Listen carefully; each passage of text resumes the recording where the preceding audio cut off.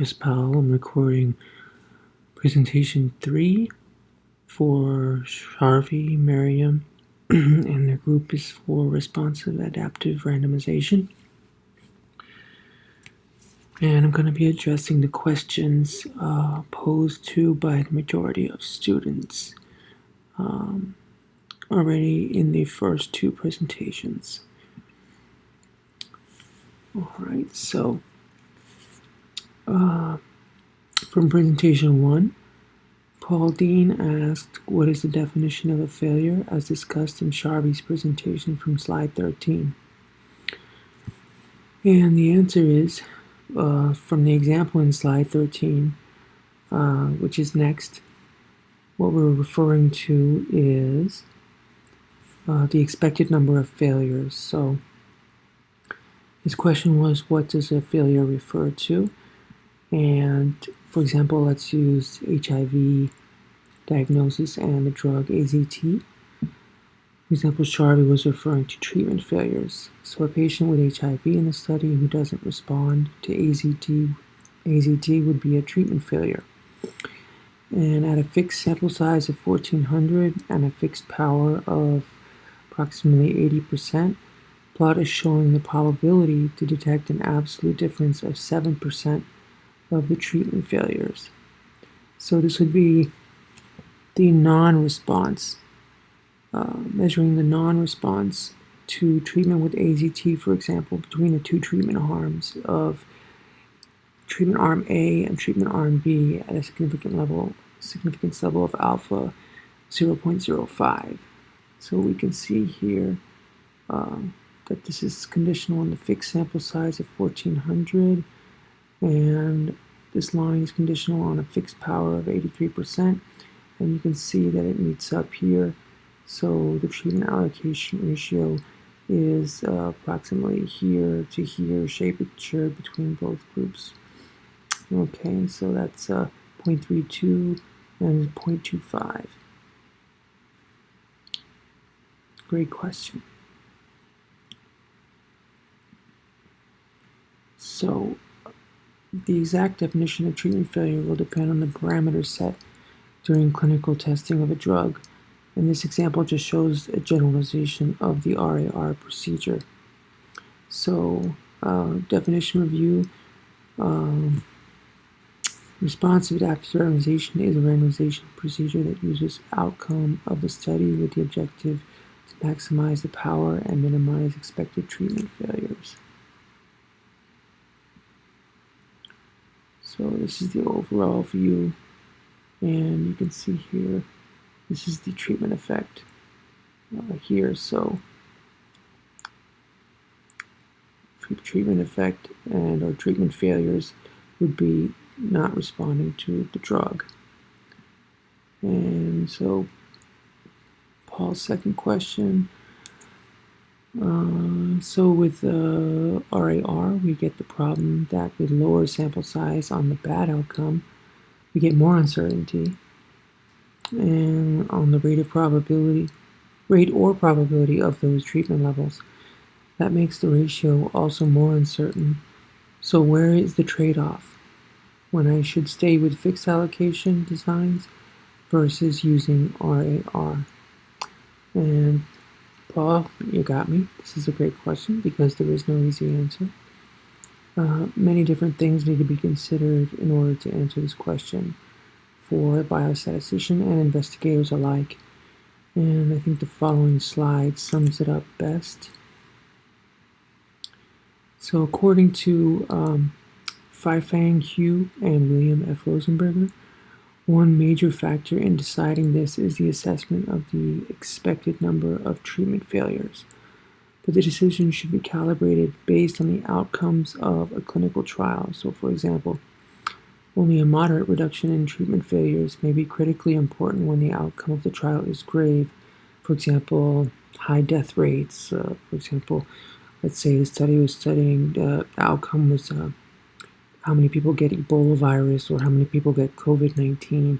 That's a critically important outcome because the trial is grave.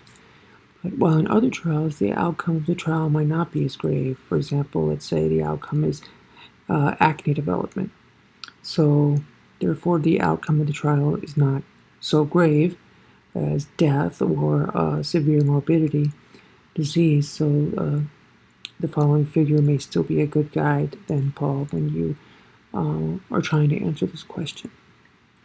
So this was from Sharvi's and Marion's presentation earlier, and this is trying to find the perfect balance between ethics and efficiency of statistics. So you need to decide where this all comes down for your particular trial. All right, so next we have a more technical theory question from Tang. Could you explain the equation behind responsive adaptive randomization? What does each variable in the equation mean? So this is a complicated question. So this is how I tried to answer it. So if we're going to consider a clinical trial of N patients, each of whom will randomly receive one of K treatments, randomization procedure is defined by the following equation.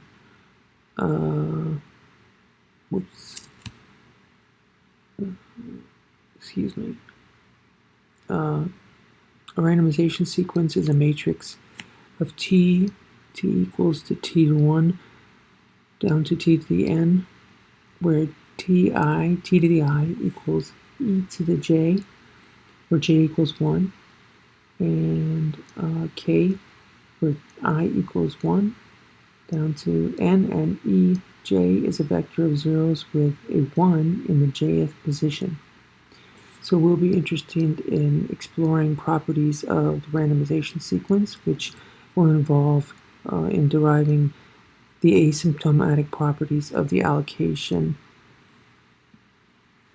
proportions given by large N, small sample n, over small n, where large N times small n equals, in parentheses, large N 1, parentheses small n, to large N to the k, parentheses small n, and n, large N, small j, and j to the small n equals the sum of n, I equals 1, times the matrix of t to the ij. And it necessarily means that the absolute value of large N to the small times small n equals the sum of k, j equals 1, times large N to the j times n, small n, equals n. So now let x equals 1, x equals x1 down to x to the n number of where xi equals xij to the xik be a matrix of response variables where xi represents the sequence of responses that would be observed if each treatment were assigned to the ith patient independently, and only one element of xi will be observable. So now let's consider that the probability models for xi will be conditional on the matrix of ti and zi, where t represents the matrix from the randomization sequence and z represents a vector of covariates that we are interested in. And so let's let Tn equals sigma T1 down to Tn be the sigma algebra generated by the first n treatment assignments. Let x to the n equals sigma be the sigma algebra generated by the first n responses, and let z to the n equals sigma z1 down to zn be the sigma algebra generated by the first n covariate layers, vectors. Now let fn from the equation equal tn times xn times cn plus 1. So a randomization procedure is defined by the equation, and this is what I had pasted in the previous slide. Phi n equals e parentheses t to the n on the other side, the function of n minus 1, and we can describe phi n as the conditional probability of assigning treatments 1 down to the k to the nth patient, conditional on the previous n minus 1 assignments, responses, and covariate vectors, and the current patient's covariate vector. Now, that was just a brief rundown and a little choppy of the theory behind the RAR equation. So for more an extensive breakdown of the theory behind the equation that I presented, or if you'd like to explore more complicated procedures of RAR, and those were some of the other student questions as well. Two examples are V's or Y's earn, or Efron's-based coin design, biased coin design, Please refer to the following textbook that I utilized, which is Fifke, William F. Rosenberger, The Theory of Response Adaptive Randomization in Clinical Trials, which is Wiley Series on Probability and Statistics, year 2006, by Wiley InterScience Incorporated, copyright. So, Tang's second question: since adaptive randomization makes the two groups no longer independent from each other, how do you take that into account during statistical analysis later on? And as you have seen, this great question was answered in the earlier parts of the third presentation that you have now seen. Sharvey and Miriam showed that the R package block RAR must be used in order to take such factors into account. So for Gerard Garvin, one of his questions was, when playing the winner method is used, does allocation percent change if percent responding to treatment of interest is greater than the other treatment, or does it need to be better by a certain percentage threshold? So for a quick play the winner method review, go back to those previous slides and we look at how this is chosen. The patients are allocated. If the first patient's response to their given treatment is a success, then the next patient, N0 plus 1, is assigned to the same treatment group as given to N0. And if the first patient's response to their given treatment is a failure, then the next patient, N0 plus 1, is assigned to the other treatment. So that's simple, does it? That's the play the winner method in review, because under this method, allocation is not determined by any percentages or any percentage thresholds. And using play the winner, there is no percentage threshold. Allocation is only determined by the winner rule described on the previous slide. So for his second question, Gerard Garvin asked, why is it called a burn-in period? And this is a good question.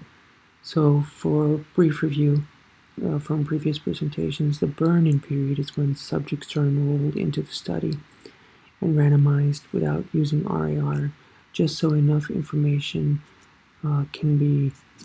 is acquired before an allocation probability can be determined for RAR. So the burn-in is a colloquial term also used in Markov chain Monte Carlo, MCMC, that describes one method of finding a good starting point. And the term burn-in comes from electronics.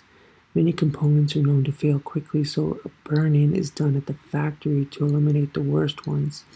Therefore, burn-in is just one method of selecting a startup distribution, and that's where the term originates from. So the source there is users.stat.umn.edu if you want to check it out.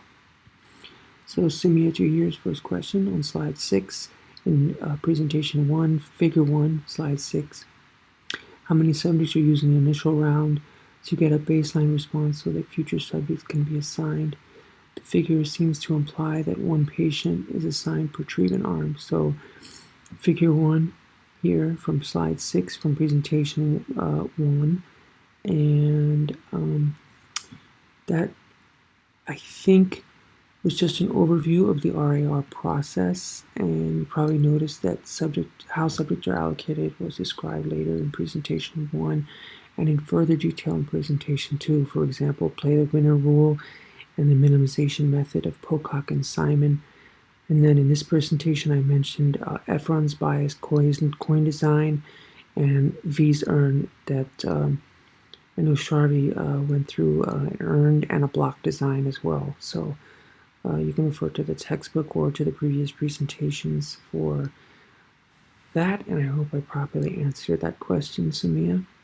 For her second question, could you please explain what is meant by Pmax and Pn in the interim monitoring slide from my section? And this question was asked actually due to a typo on my part, and I apologize. For more review, I have copied my interim monitoring slide from the next frame, from the previous presentation. So here's that slide that I'm talking about, and here this is the typo. It should have been P-M-I-N, P-min greater than 99%. So that's the typo, and it should have read probability of minimum amount of success. So therefore, the trial is stopped based on whether either of the following values being obtained at an interim analysis is found. So on this slide, it's supposed to be Pmax greater than 5% and Pmin less than 9%. Excuse me. Pmin less than 99%. So interim monitoring plans are instituted to potentially stop the clinical trial early for safety or efficacy reasons. And Pmax refers to the maximum probability of success. So if it is less than 5%, the trial will be stopped due to futility. And Pmin refers to the minimum probability of success. So if it is greater than or equal to 99%, the trial will be stopped due to success. And again, I apologize for the typo. So Daniel Stone, question 1 and 2. By now, both questions have likely been answered in subsequent presentations. And his first question was regarding using R for analysis, which has been an earlier part of this presentation, regarding the R package block RAR, which was used to conduct the analysis. And his second question was for the RA group, therefore stems from this confusion, but is pretty general. What are some of the benefits and challenges that we will need to address with each of the 3 kinds of adaptive methods? Are there assumptions that we need to be aware of? And would you be willing to provide examples of each method to help me understand them a bit better? So both of those questions have been answered already in subsequent presentations or this presentation. So I want to apologize to Vladislav, Dustin, and Vanessa. In the interest of time, I was only able to finish 5 of the 8 students, and keep in mind each student had 2 questions. So I'm already at 18.5 minutes right now, so it would have taken up to 30 minutes. So in the final presentation, I will try to answer your questions or distribute the questions among the 3 of our group members. And I want to thank everybody for some amazing questions. This is the end of the RAR presentation for Sharvey, Miriam,